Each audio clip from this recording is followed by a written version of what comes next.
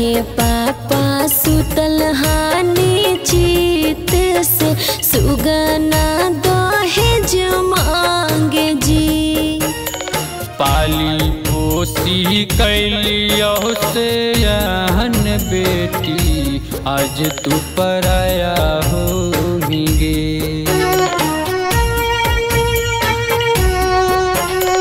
पाली पोसी कैलियो से यहन बेटी आज तू पराया होंगे। छुट्टी तोरा नई हर के लोगावा से सोची हमार जिया कापेगे। छुट्टी तोरा नई हर के लोगावा से सोची मोरा जिया कापेगे।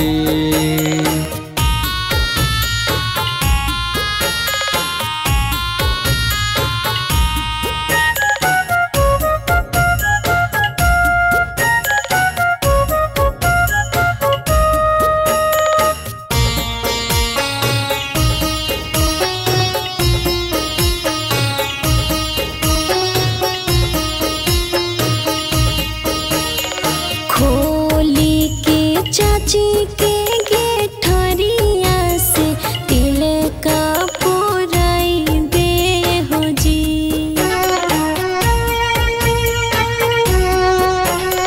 खोली के चाची के गेठरिया से तिल का पुराई दे हो जी।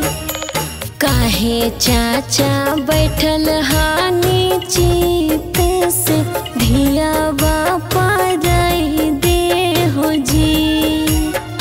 काहे चाचा बैठल हानि चित से धिया बापा राई दे हो जी।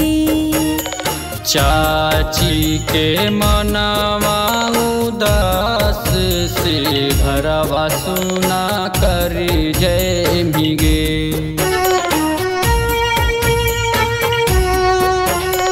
चाची के मनावा उदास से घरवा सुना कर जय मिगे। हरा भरा बगिया से फुलवा कुमार जी चुरा ललखी गे। हरा भरा बगिया से फुलवा कुमार जी चुराई ललखी गे।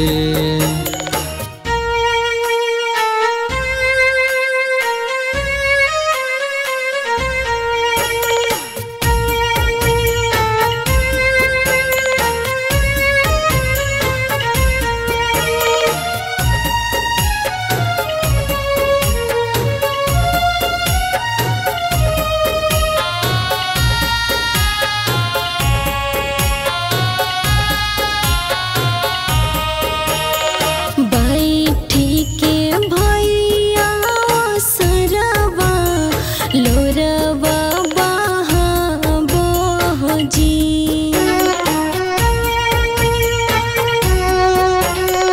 बैठी के भैया सरवा लोरवा बहाबो हो जी।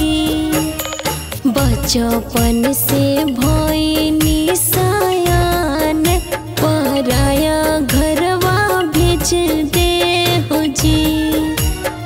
बचपन से भइनी सयान पराया घरवा भेज दे हो जी। अखिया से बहे गंगा धार दिल नाही मानत गे।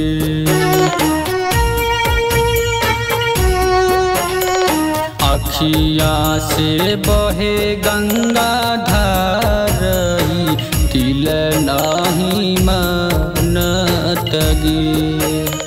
बहनी चली जैमी ससुरलवा मना नहीं भावत गे। बहनी चली चली जैमी ससुरलवा